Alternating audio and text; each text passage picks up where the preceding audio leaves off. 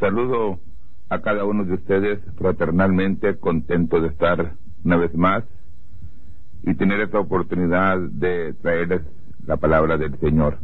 Creemos que estamos viviendo en el tiempo final, cuando los misterios de Dios habrían de ser abiertos o revelados a su pueblo.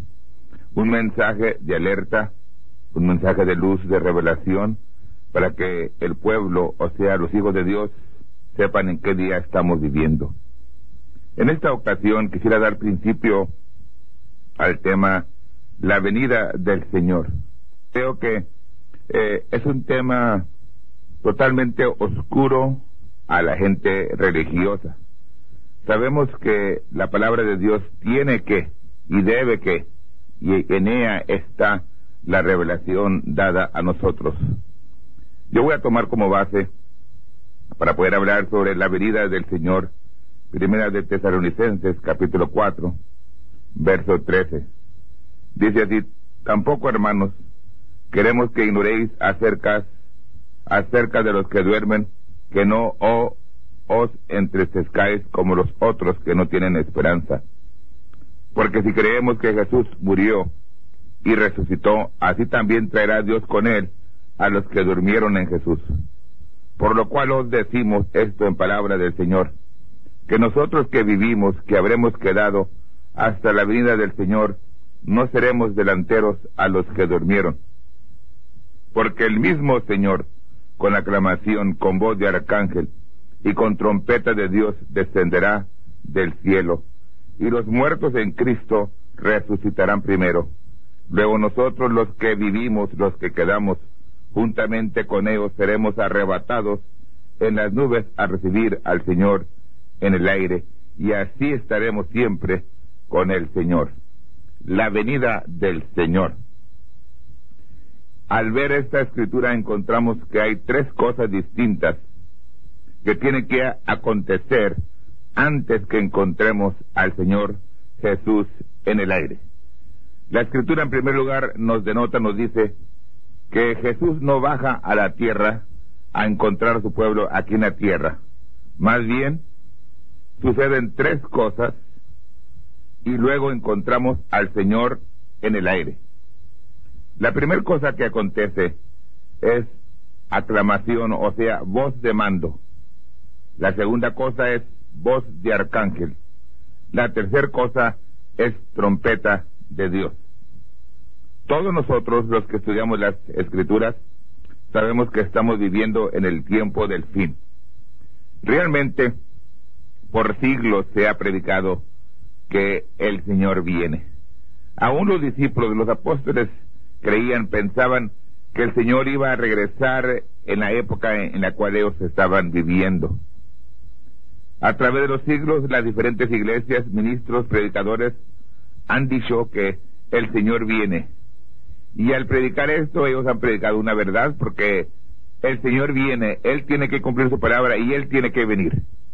Pero la cosa es que la gente que ha escuchado estos mensajes, muchos de ellos se han resfriado, se han regresado. Ahora comentan y piensan, pues posible venga en unos 100, 1000, 2000 años. Sabrá Dios cuándo vendrá. Y encontramos que la humanidad, en el tiempo presente en el cual estamos viviendo, ella está bien relajada, o sea, bien descansada, como que ha olvidado que Dios tiene que cumplir su palabra.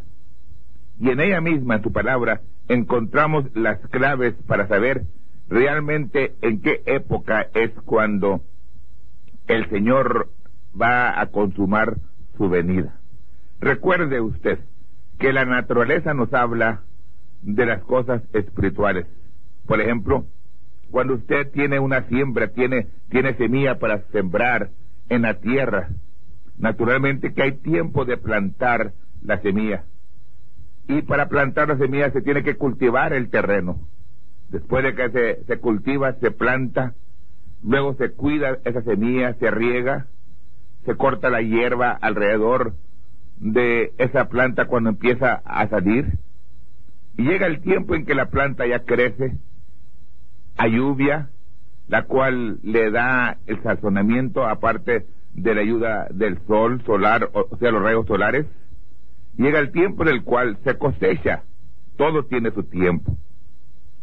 Y lo natural nos tipifica lo espiritual. Sabemos bien que fue un tiempo de siembra, cuando la palabra de Dios ha sido sembrada. Pero no siempre será siembra, sino más bien en el tiempo final, dice la Biblia, que habrá, que vendrán las lluvias tempranas y las lluvias tardías al mismo tiempo. La lluvia temprana del hebreo significa la lluvia de la enseñanza o la lluvia de la siembra. La lluvia tardía en el hebreo significa la lluvia de la cosecha. Cualquier agricultor sabe que hay lluvia que tiene que venir cuando se siembra para que esa simiente pueda brotar y pueda dar vida. Pero también hay una lluvia que no solamente madura el grano, sino que permite que pueda haber una cosecha. Pues el tiempo final está predicho que habrá una lluvia de enseñanza o de siembra, y al mismo tiempo que se esté sembrando, es lo que se está haciendo el día de hoy. Al estar usted escuchando, es una palabra que está siendo sembrada en su corazón. Pero llega el tiempo en que la lluvia temprana y la lluvia tardía llegan al mismo tiempo, o sea, en el mismo tiempo en el cual se esté predicando el Evangelio y se esté enseñando, se esté sembrando la simiente, también habrá una cosecha. Pero si acaso va a haber una cosecha, tiene que cosecharse solamente aquel grano o aquella palabra que dio fruto. En otras palabras, habrá quien esté preparado para irse con el Señor, mientras unos estarán oyendo y apenas se estará sembrando la palabra en sus corazones, habrá otros que ya están preparados para irse con el Señor en la cosecha. ¿Cómo vamos a saber en qué tiempo estamos viviendo realmente? El Señor Jesucristo, hablando con sus reverendos labios a los discípulos en Mateo 24:32, dice que la generación que vea a Israel reverdecer, dice, esa será la última generación. Consideremos a Israel por unos momentos. El 48, Israel fue declarada una nación, con su propia bandera, con su propio ejército, con su propio gobierno, con su propia moneda. Ahora, ustedes saben que Israel hoy presentemente es una nación. Fíjese, una generación cubre el periodo de 40 años aproximadamente. Entonces, está diciendo que la generación que vea a Israel, a la higuera reverdecer, que esa será la última generación, la cual verá el cumplimiento de todas las promesas, todas las escrituras, o sea, toda escritura que está escrita. Vamos a considerar a Israel, como le dije. Hubo una terrible persecución que se levantó contra los judíos para hacerles retornar a su tierra natal. Usted sabe bien que Israel había sido esparcido cuando el general Tito, cuando el ejército romano rodeó a Jerusalén, destruyó la ciudad, destruyó el templo. El pueblo de Israel fueron llevados cautivos a todas las naciones. Pero tendría que venir el tiempo cuando Israel regresaría a su tierra natal, siendo el reloj profético de Dios para que la gente pudiera despertar a la realidad, que esa sería la generación que miraría el cumplimiento de todas las cosas.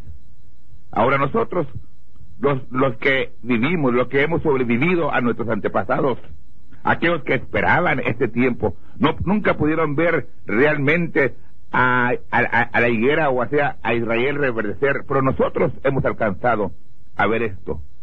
Y la alarma ha sido dada o ha sonado para que despertemos. Apocalipsis 9 nos dice que el quinto ángel tocó la trompeta. Y cuando tocó la trompeta dice, y vi una estrella que cayó del cielo a la tierra, y le fue dada la llave del pozo del abismo. Sabemos que esta estrella que cayó de la tierra, del cielo a la tierra, es el diablo. Entonces se nos dice que al diablo se le dio la llave del pozo del abismo, y cuando se le dio, él abrió el pozo del abismo. Dice que Apocalipsis 9 que el sexto ángel tocó la trompeta, y cuando tocó la trompeta dice que él mismo, el sexto ángel, desató a 4 ángeles que estaban atados juntos en el gran río Éufrates. Estaban ahí atados, preparados para que ellos fueran desatados y que se desatara un ejército de jinetes de ese río Éufrates. Dice que estaban preparados para cierta hora, para cierto día, para cierto mes, para cierto tiempo. Y cuando los 4 ángeles que estaban atados juntos al gran río Éufrates fueron desatados por la trompeta sexta del 6º ángel, dice la Biblia que 200 millones de jinetes fueron sueltos. Ahora, estos jinetes eran demonios que tomaron control de seres humanos, que se apoderaron de ciertos humanos o de cierta humanidad. Se levantó la terrible persecución contra los judíos.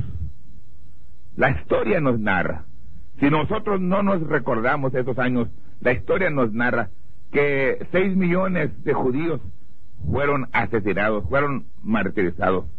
Ahora le nombran el gran holocausto. Cuando realmente los metían en hornos, los niños, mujeres, adultos, hombres fuertes, hombres débiles, de toda categoría de hombre, fueron lanzados, echados, tirados en un horno. Los engañaban que solamente les iban a bañarle, que entraban a una regadera, pero realmente a donde los metían era a su muerte, a su tumba, a su destrucción. Y la hediondez de los cuerpos muertos era terrible y se podía oler el olfato de esos cuerpos corrompidos por mías y mías y mías. Y el mundo entero, aún nuestra nación, se dio cuenta de que estas cosas horribles estaban siendo cometidas en contra del judaísmo. Pero taparon sus oídos, taparon sus ojos, y realmente permitieron que cometieran este crimen tan fatal y tan terrible y tan horrible en contra del pueblo de Israel, al paso o al caso que 6 millones de ellos fueron asesinados. ¿Quién hizo esto? Hombres. Hitler y sus asistentes se comportaron peor que un animal. Esta